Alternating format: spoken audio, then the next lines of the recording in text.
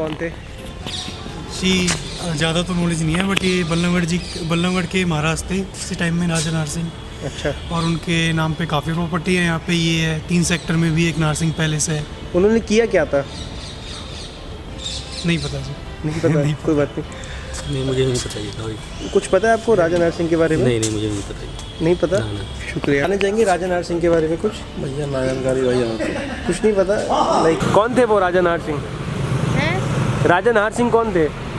वो कब के गुजर गए वो तो।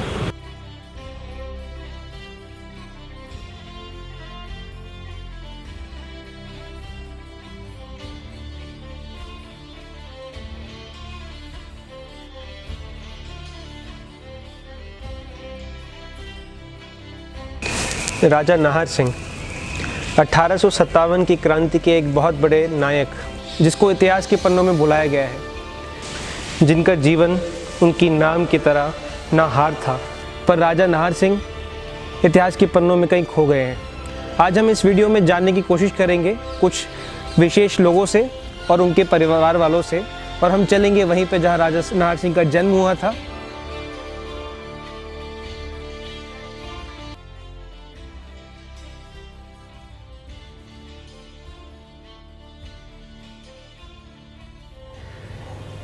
नमस्कार।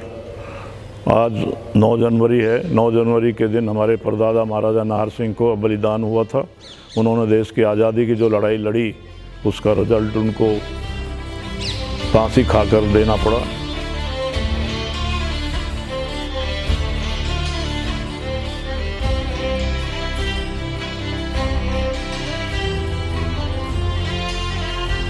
और महाराजा ये जब पंडित जवाहरलाल नेहरू ने संविधान के लिए उसको अपॉइंट किया अंबेडकर जी को, तो उन्होंने ये देखा आर्काइव्स में जाके कि भाई यहाँ नज़दीक राजा नाहर सिंह की रियासत थी, उसमें कैसा प्रशासन था। अच्छा। तो उसमें इन्होंने देखा कि 36 बिरादरियों के उन्होंने वो मंत्री लिए हुए थे।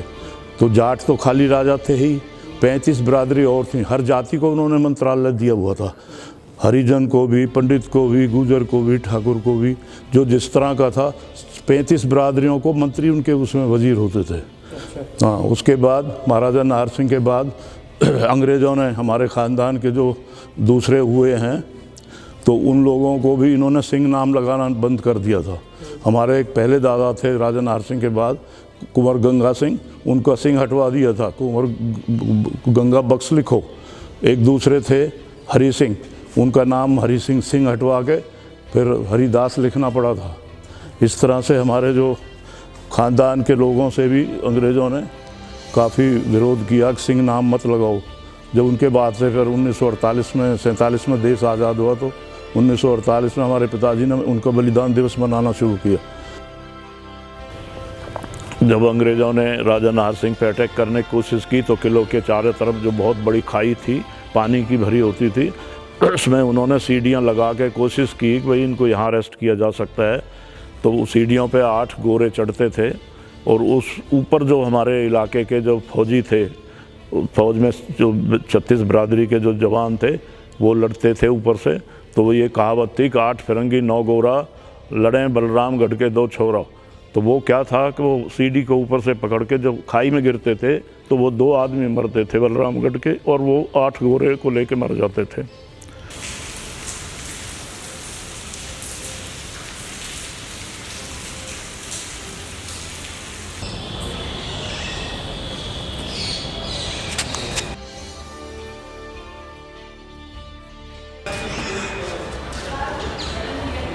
राजा नाहर सिंह ऐसा व्यक्तित्व, एक ऐसी शख्सियत, एक ऐसा बहादुर जो इतिहास के परिच्छेद में छुपा हुआ है।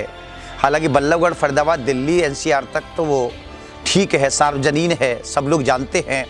परंतु सच बात ये है कि वो ऐसी शख्सियत थी जो 1857 की इस रेडियस का सबसे बड़ा क्रांतिकारी उसको माना गया था। एक ऐसा क्रांतिकारी आज जिसने सबसे ज़्यादा अंग्रेजों की चूल्हे हिला दी थी, उसकी जड़ें हिला दी थी। वो जानते थे कि हमारा सपना तब तक सिद्ध नहीं होगा जब तक इसको किनारे नहीं लगाया जाएगा। बहादुर शाह जफर को, सम्राट को बनाने में उसकी बड़ी भूमिका थी। और उनको पता थी कि बहादुर शाह को दिल्ली के तख्त से अगर हटाना है, अंग्रेजों ने सोचा था, तो नाहर सिंह का पत्ता साफ करना पड़ेगा। और नाहर सिंह वो ऐसी शख्सियत थी जो सामने से नहीं हार सकती थी, पीछे से धोखे से संधि का बहाना बना करके उसको कैद करके फांसी दी गई थी। एक ऐसी मिसाल आपको बताएं तो 16 वर्ष की अवस्था में उन्होंने 18 वर्ष या 16 वर्ष की अवस्था के अंदर उन्होंने राज सिंहासन का दायित्व ग्रहण कर लिया था। और उस समय 1839 के समय की मैं आपसे चर्चा कर रहा हूं। इतिहासकार जैसा कि हम लोगों को ज़्यादातर पता है, अपने बड़े बूढ़ों से बात करते हैं, किंवदंतियां हैं कि 18 साल का राजा नाहर सिंह, नाम ही ऐसा रखा गया, नाहर माने शेर। शेर की सी गर्दना से अंग्रेज लोग थर्राते थे उनके व्यक्तित्व को लेकर के। उसकी शक्ति इतनी पावरफुल थे कि आगरा से लेकर बल्लभगढ़ तक अंग्रेज उसके नाम से थर थर कांपा करते थे।